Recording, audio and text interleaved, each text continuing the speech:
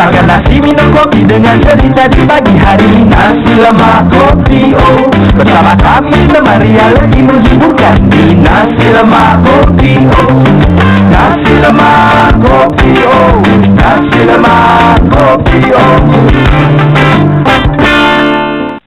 Kita nak saksikan paparan yang berlaku sebelum ini melibatkan 3 orang anggota Jabatan Kebajikan Masyarakat. Ini gambarnya, di gambar di sini. Okey. Ada perubatan yang sebenarnya nyaris maut lepas macam mana sampan bot mereka terbalik setelah melanggar kabel elektrik. Apa kata kita saksikan? Bencana banjir yang melanda pantai timur bermula dari awal Disember lalu belum berakhir walaupun ada kawasan yang sudah pulih.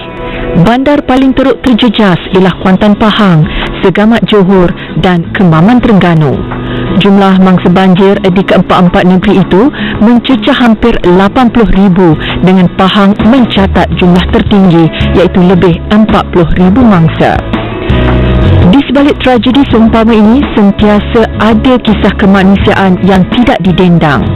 Sekelompok insan yang menghulurkan bantuan tanpa mengira keselamatan sendiri hanya sedikit dilaporkan kerana banyaknya kisah keperitan yang diberi perhatian.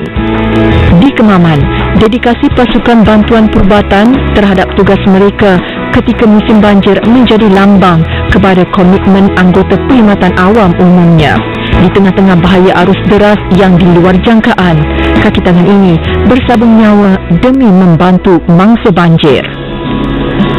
Pegawai Perubatan dan Kesihatan Dr. Nurbaiti Yusof dan Jururawat Masyarakat Nurwati Muhammad mengalami saat mencemaskan ketika bot terbalik disebabkan terlanggar kabel elektrik di permukaan air yang naik begitu tinggi.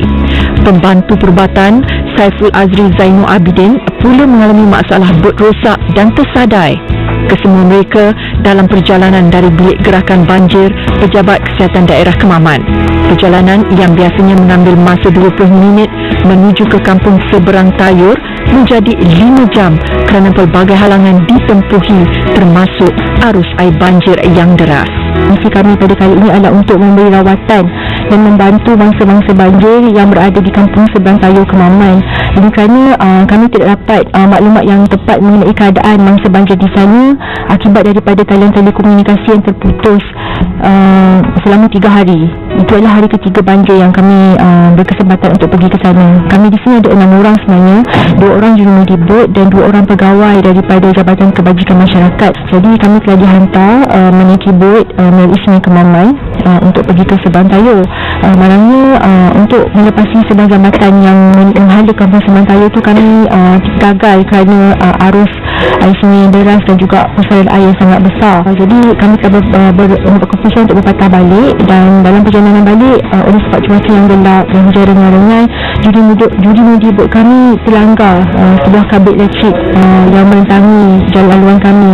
Jadi apabila terlanggar kabel elektrik, bot kami terus tak hilang keseimbangan, terus mengiring ke tepi, dan waktu itu saya bersama-sama dengan jururawat saya berada di dalam deck engine dan hanya terdapat satu pintu keluar saja di situ.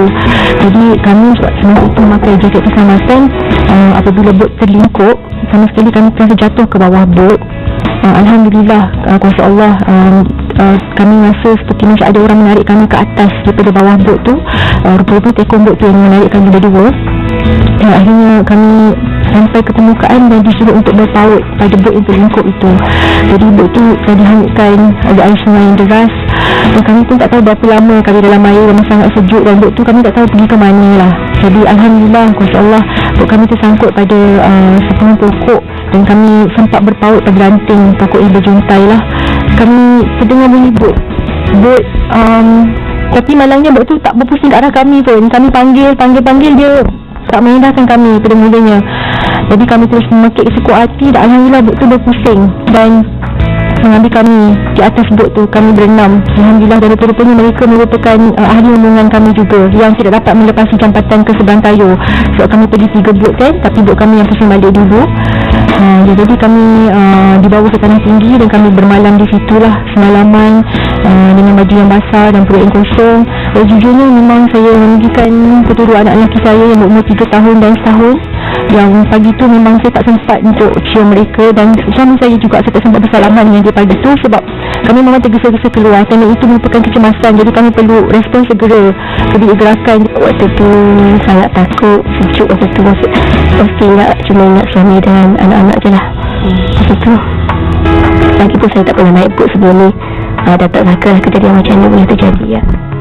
Lebih mengagumkan, selepas diselamatkan, mereka kembali menyambung tugas tidak sampai 12 jam selepas kejadian bagi membantu mangsa banjir.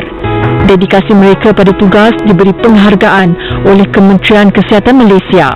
Melalui Majlis Himpunan Bulanan, ketiga-tiga anggota perubatan yang terselamat diberi sijil penghargaan kerana pengorbanan yang dilakukan walaupun hampir terkorban. Sijil disampaikan oleh Timbalan Menteri Kesihatan, Datuk Seri Yuni Yahya. Di majlis itu, Nurbaiti tidak dapat menahan air mata ketika menceritakan kesusahan mangsa banjir di Kemaman dan peristiwa cemas yang dialami mereka sewaktu memberi bantuan. Ini saya minta maaf kalau ada salah dan silap. Semoga datang dari Allah Subhanahu Wa Taala dan silap itu daripada saya. Okey, silakan pemuzik kita pada hari ini.